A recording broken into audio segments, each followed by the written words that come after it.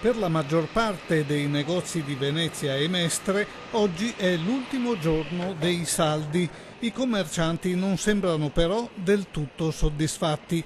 I clienti non sono mancati ed hanno approfittato degli sconti proposti dagli operatori, ma inutile sottolinearlo, la crisi continua per tutti i settori merceologici. Forse la risposta dei consumatori non è stata male, però ancora finché non finiamo il polso completo vero della situazione non ce l'abbiamo.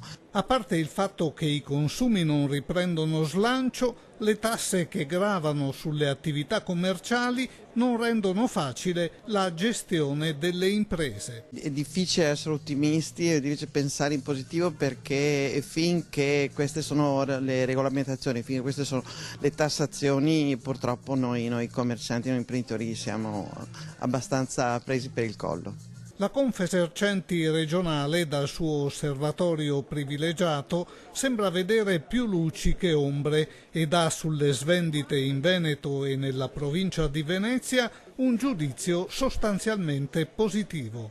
Il giudizio che possiamo dare, il bilancio finale, è comunque un bilancio positivo perché i saldi funzionano, anche perché la gente è sempre più portata ad acquistare nei momenti in cui c'è sconto. Il momento resta dunque difficile, la crisi continua a mordere, i consumi stentano a decollare, nessuno si salva, segno meno anche per l'alimentare.